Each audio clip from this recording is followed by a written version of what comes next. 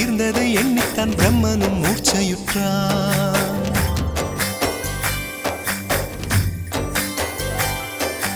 மின்னலை பிடித்து மேகத்தில் துடைத்து பெண் என்று படைத்து வீதியில் விட்டு விட்டார்.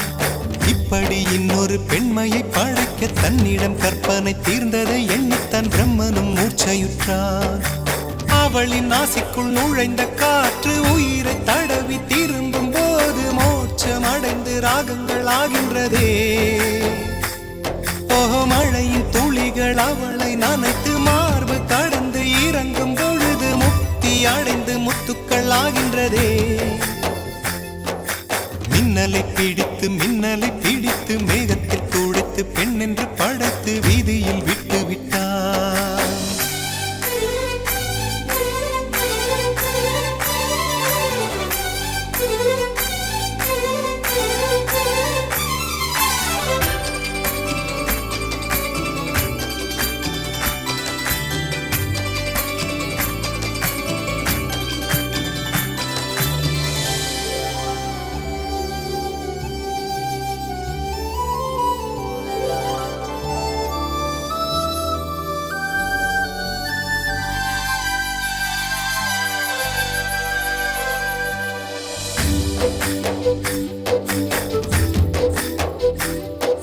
நிலவின் ஒளியை பிடித்து பாலில் நனைத்து கன்னங்கள் செய்து விட்டார்.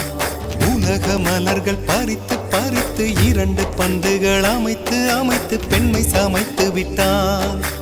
அழகு என்பது ஆண்பாலா பெண்பாலா என்பதில் எனக்கு சந்தேகம் தீர்ந்தது. அழகு என்பது நிச்சயம் பெண்பாலடா. கவிதை என்பது மொழியின் வடிவம் என்றொரு கருத்தும் இன்று உடைந்தது. கவிதை என்பது கன்னி வடிவமடா. மின்னலை பிடித்து மேகத்தில் துடைத்து பெண் என்று படைத்து வீதியில் விட்டு விட்டார்.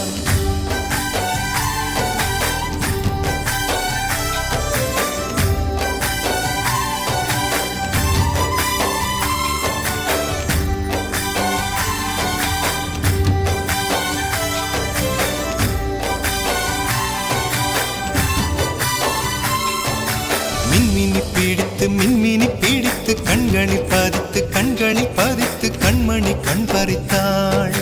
தங்கத்தை எடுத்து அம்மியில் அரைத்து மஞ்சளாய் நினைத்து கண்ணத்தில் குழைத்து ஜீவனை ஏன் எடுத்தாள். காவித்துறவிக்கும் ஆசை வளர்ப்பவள், அருகம் புல்லுக்கும் ஆண்மை கொடுப்பவள், பெண்களின் நெஞ்சுக்கும் பித்தம் கொடுப்பவளே. தெரிந்த பாகங்கள் உயிரை தந்திட, மறைந்த பாகங்கள் உயிரை வாங்கிட, ஜனனம் மரணம் ரெண்டும் தருபவளே. மின்னலை பிடித்து